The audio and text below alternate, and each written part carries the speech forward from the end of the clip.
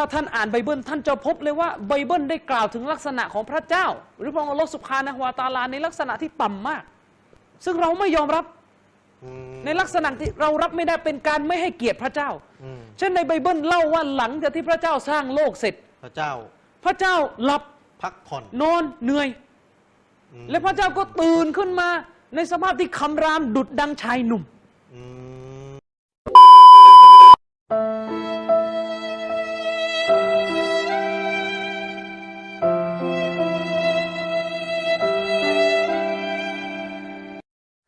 We are in Genesis 2, verse 1 to 4.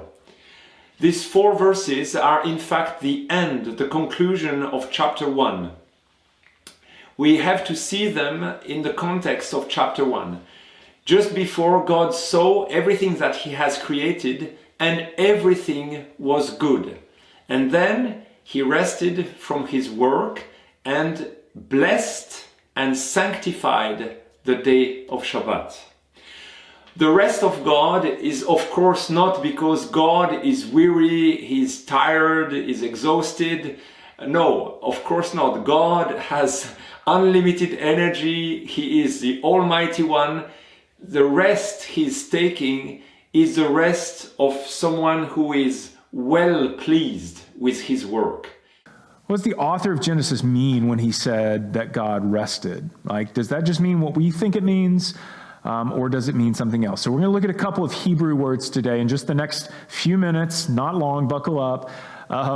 And we're going to consider maybe the larger, definition of what this is and how best we can understand what's actually going on the seventh day of creation. So the word that gets used here for rest is the Hebrew word Shabbath. That's what gets translated as the word rest. And what's interesting about Shabbath, it sounds very familiar to us, right?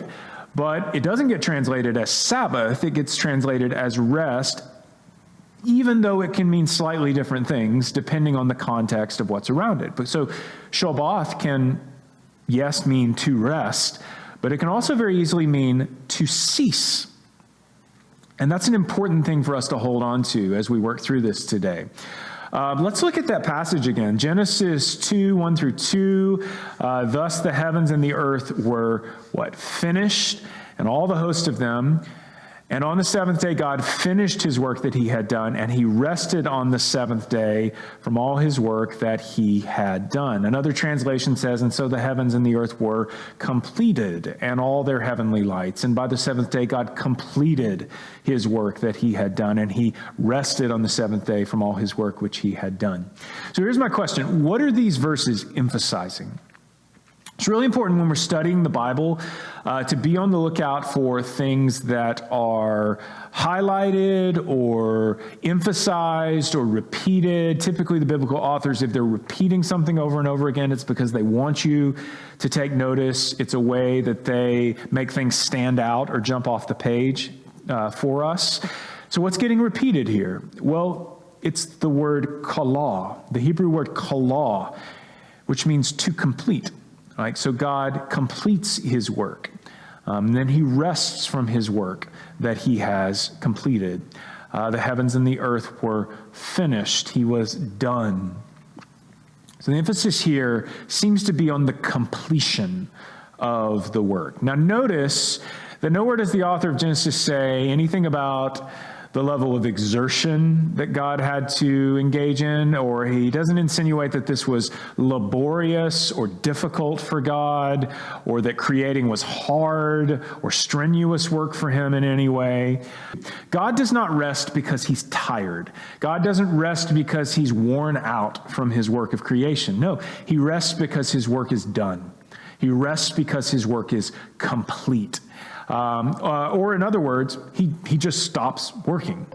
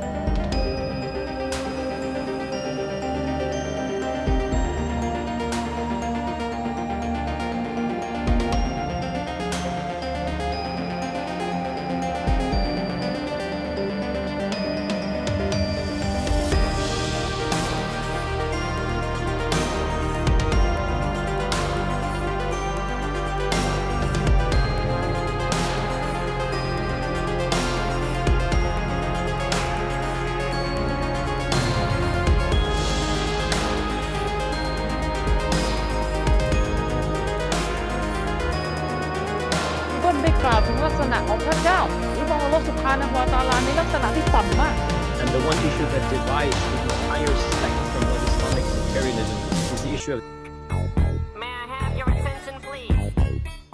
May I have your attention, please? Let me dumb this down for you guys. This one got body parts. This one no body parts. So Allah described in the Quran that He has a face. Allah described in the Quran that He has two hands. Allah says in Surah Al-Qalam that on the day of judgment, Allah Azza wa Jal would uplift and show His leg. وَيُكْشَفُ عَنْ سَاقٍ وَيُدْعَوْنَ إِلَى السُّجُودِ. Allah tells us about Himself subhanahu wa ta'ala that He has an eye. The Prophet tells us that that Allah Azza wa Jal has fingers. The Quran says that Allah has one eye, and another ayah says He has multiple eyes. Like He has two right hands and He has only two fingers, I think, And both of Allah's hands are right hands. The hadith says very clearly that both His hands are right. We believe that both of the hands of Allah are what? Huh? كلتا يديه يمين. Both of them are right. How? I don't know. Don't try.